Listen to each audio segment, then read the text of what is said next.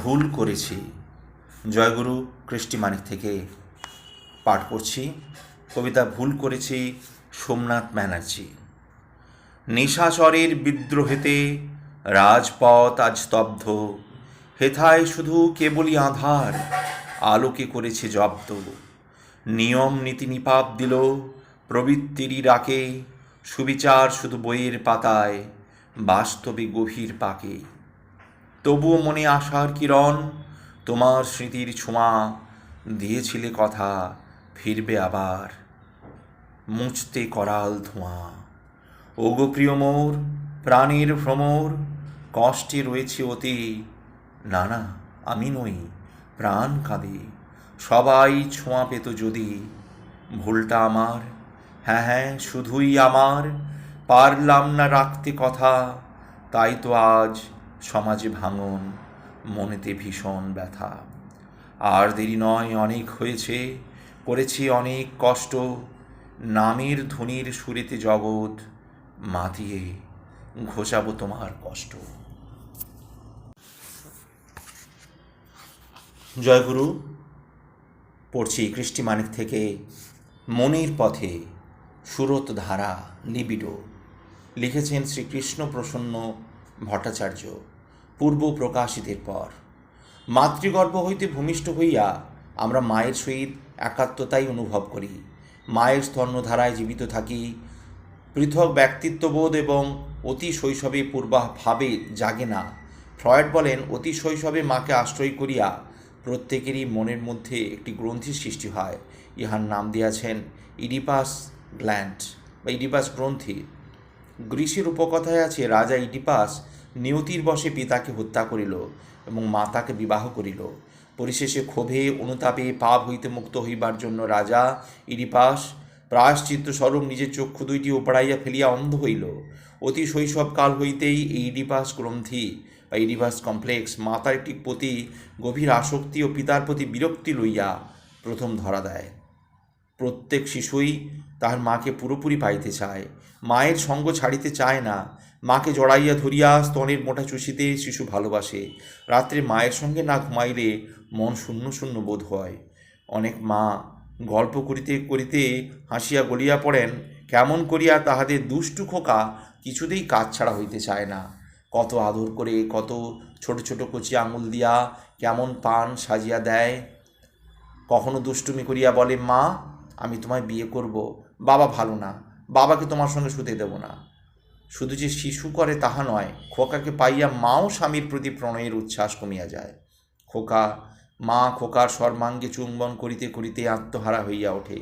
খোকা যখন ক্ষুণ্ণবৃত্তি হইয়া গেলেও চকচক করিয়া স্তনের বোটা চুষিতে থাকে, তখন দুষ্টু ছেলে পাজি ছেলে বলিয়া আদর করিয়া মা গত গালাগালি দেয়। উৎসুক দৃষ্টিতে খোকার দিকে চাহিয়া থাকে। অনেক সময় স্বামী ওই অবস্থায় ঘরে ঢুকিলে কেমন সংকুচিত হইয়া পড়ে। শিশুও বাপের উপস্থিতি পছন্দ করে না, কেমন বিরক্তিকর বোধ করে। মায়ের দুধ খাইতেছে, বাবা সেদিকে একটু চাহিল, অমনি কচি হাত বাড়াইয়া আপত্তি প্রকাশ করিয়া অন্যদিকে চক্ষু ফিরায়। বাবা মাকে আদর করিলে শিশুর কেমন বোধ হয়? বিরক্তি, বিদ্বেষ, ভয় মিশ্রিত কেমন একটা অস্ফুট ভাব শিশুর মনে দেখা দেয়। বাবার আদরও সবসময় ভালো লাগে না। বাবা বিদেশে বাহির হইলে শিশু অনেক সময় স্বস্তি বোধ হয়। অনেকে বলিবেন, খোকার আমিত্বের উন্মেষের সঙ্গে সঙ্গে যে বাবাকে ভয় করিতে আরম্ভ করে, আর মায়ের উপর জবরদস্তি তো শিশু করেই। ফ্রয়েড তদুত্তরে বলেন, তাহাই যদি হইত তবে মায়ের অনাচারেও শিশুর মায়ের প্রতি টান বাড়িয়া ওঠে কেন? আবার বাবার আদরেও শিশু বিরক্তি বোধ করিবে কেন? মাঝে মাঝে শিশু বাবাকেও আদর করে, কিন্তু বাবার প্রতি এই ভালোবাসা অনেক সময় একটা কৃত্রিম অভিনয় মাত্র। আবার মাতার প্রতি আসক্তি লইয়াই শিশুকন্যার জন্ম। ক্রমশ তাহার মধ্যে বিপরীত লক্ষণ প্রকাশ পায়। সে পিতার প্রতি অনুরক্ত হয়ে ওঠে, মাতাকে বিরক্তিকর চক্ষে দেখে। পিতাও সে কন্যাতে বেশি আসক্ত হয় এবং মাতা পুত্র সন্তানে অধিক অনুরক্ত হয়, ইহা কাহারও অবিদিত নাই। ফ্রয়েড বলেন যে, যেমন ইডিপাস গ্রন্থি অবলম্বন করিয়া প্রতি মানব শিশুর জীবনে আরম্ভ হয়, তিনি আরও বলেন কাম স্পর্শমূলক। শুধু যে জননেন্দ্রিয়র পরিণতির সঙ্গে আমাদের কাম প্রবৃত্তি সহসা জাগিয়া ওঠে তাহা নয়, যৌবন উদ্গমের বহু পূর্ব হইতেই মাকে স্পর্শ করিয়া তাহার স্তনের বোটা চুষিয়া শিশু তাহার ক্ষীণ কাম প্রবৃত্তিরই চরিতার্থ করিতে আরম্ভ করে।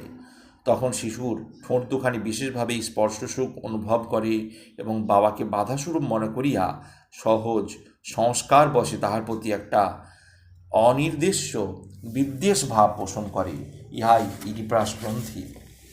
রাজা ইডিপাসের জীবনে ঘটনা পড়িয়া আমরা শিহরিয়া উঠিয়াছিলাম। ফ্রয়েড বলিতেছেন, তদনুর পৈক্ষীণ আকাঙ্ক্ষা কামনা লইয়া প্রতি মানবী জন্মগ্রহণ করেন।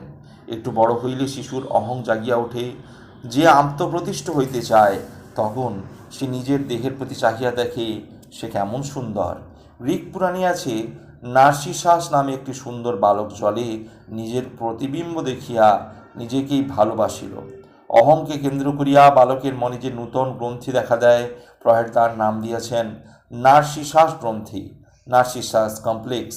বাল্যাবস্থায় ব্যক্তিত্ববোধের উন্মেষের সঙ্গে সঙ্গেই এডিপাস গ্রন্থির সঙ্গে বালকের দ্বন্দ্ব উপস্থিত হয়। মায়ের প্রতি ঐরূপ আসক্তি ও বিসদৃশ্য বোধ করে। তাই ইডিপাস গ্রন্থিকে নিরুদ্ধ করিয়া মনের তলায় চাপিয়া রাখে। মায়ের প্রতি টান তখন ধীরে ধীরে কমিয়া যায়। আয়নায় নিজের মুখ দেখিয়া মুগ্ধ হয়, নিজেই অঙ্গ প্রত্যঙ্গের সৌষ্ঠব দেখিয়া নিজেকেই ভালোবাসে। নার্সিসাস গ্রন্থির সৃষ্টি হয়। এমন করিয়া ইডিপাস গ্রন্থির নিরোধে অহং বা নার্সিসাস গ্রন্থি জাগিয়া ওঠে। আর একটু বড় হইলে বালক অন্য বালকে এবং বালিকা অন্য বালিকায় অনুরক্ত হইতে আরম্ভ করে। শুধু নিজেকে লইয়া তখন বালকের চলে না, কেমন বিসদৃশ্য বোধ হয়। তখন বালকের আত্মপ্রীতি নিজেকে ছাপাইয়া সমজাতীয় অন্য ব্যক্তির ওপর গিয়া পড়ে। তখন আমরা দেখিতে পাই বালক বালকের প্রতি আসক্ত, বালিকা বালিকার সহিত সখিত্ব স্থাপন হয়। এমনি করিয়া নার্সিসাস গ্রন্থির আংশিক নিরোধে আবার বালক বালিকার মনে সমযৌন গ্রন্থি বা হোমোসেক্সুয়াল কমপ্লেক্স আবির্ভাব হয়। আবার কৈশোর হইতে যৌবনে পদার্পণ করিলে পুরুষ নারীর মধ্যে নূতন সৌন্দর্য দেখিয়া মুগ্ধ হয়। নারীও পুরুষকে দেখিয়া একটা নতুন আকর্ষণ অনুভব করিতে আরম্ভ করে। যৌবন উদ্গমের সঙ্গে সঙ্গে কৈশোর অবস্থায় ক্ষীণ প্রবৃত্তি দুর্ধর্ষ হইয়া ওঠে, দেহেরও পূর্ণ বিকাশ হয়। যুবক তখন পিতামাতার কাছ হইতে ছাড়া পাইতে চায়। ক্রমশ তাহার মনে যৌন প্রেমের উদয় হয়। আধুনিক মনোবিজ্ঞানের ভাষায় প্রেম গ্রন্থি বা হেটেরোসেক্সুয়াল কমপ্লেক্স দেখা দেয়। আমাদের জীবনে একটির পর একটি করিয়া গ্রন্থির ধারা আসেও চলিয়া যায়। অবস্থার পরিবর্তনের সঙ্গে সঙ্গে একটি গ্রন্থি যখন তার মনের সঙ্গে খাপ খাইতে চাহে না, অপ্রীতিকর বোধ হইতে থাকে, তখন একটা দ্বন্দ্বের সৃষ্টি হয়। অবশেষে নিরোধের দ্বারা গ্রন্থিটি আমরা মনের তলায় চাপিয়ে রাখি। ফ্রয়েড শত শত রোগীর মনের গভীর স্তর বিশ্লেষণ করিয়া দেখিয়াছেন, পূর্বোক্ত চারিটি প্রধান গ্রন্থি প্রত্যেকেরই জীবনে দেখা দেয়। আর এই প্রধান গ্রন্থিগুলির সহিত সমাজের নানা রীতিনীতি ঘাত প্রতিকারে কত শত বিচিত্র গ্রন্থি আমাদের মনে পড়িয়া ওঠে। এমনই করিয়া মূল ইডিপাস গ্রন্থির নিরোধে ধীরে ধীরে বিচিত্র গ্রন্থিপূর্ণ জটিল মনের সৃষ্টি হয়। ফ্রয়েড আরও বলেন, একটা অস্ফুট কামনা ধারা আমাদের জীবনে প্রারম্ভ হইতে ব্যক্তিত্বকে গড়িয়া তুলিতেছে। তিনি ইহার নাম দিয়াছেন লিবিডো। আমরা ইহাকে সুরোধধারা বলতে পারি। আমাদের যত কিছু গ্রন্থি এই সুরোধধারারই রূপান্তর। এই সুরোধধারা লিবিডো আমাদের জীবনের স্বরূপ। এই ধারা বয়ঃপ্রাপ্তির সঙ্গে সঙ্গে ক্রমশ আপন ব্যক্তিত্ব হইতে বাহিরের জগতে ব্যাপ্ত বহু শাখায় বিভক্ত হইয়া পড়ে। জীবনের মূল ইডিপাস গ্রন্থি সুরোধধারার প্রথম প্রকাশ বাল্যজীবনে এই ধারায় নার্সিসাস গ্রন্থিরূপে উদ্বিগ্ন হইয়া ওঠে ও কৈশোরে যৌবনে কত বিচিত্র গ্রন্থির সৃষ্টি করে। আবার ইডিপাস গ্রন্থির দিকে তাকাইলে দেখি রাগ ও বিদ্বেষ লইয়াই আমাদের জীবনের আরম্ভ। তাই জীবনের মূল উৎসের দিকে চাহিয়া দেখি, জীবনের আরম্ভ হইতেই দুই বিরুদ্ধ ইচ্ছার টানে পড়িয়া আমরা সংসার সমুদ্রে হাবুডুবু খাইতেছি। ক্রমশ চলবে। ধন্যবাদ। জয়গুরু। সঙ্গে থাকবেন, পড়ুন ও পড়ান, শেয়ার করুন। পৃষ্টিমানিক। ধন্যবাদ। জয়গুরু।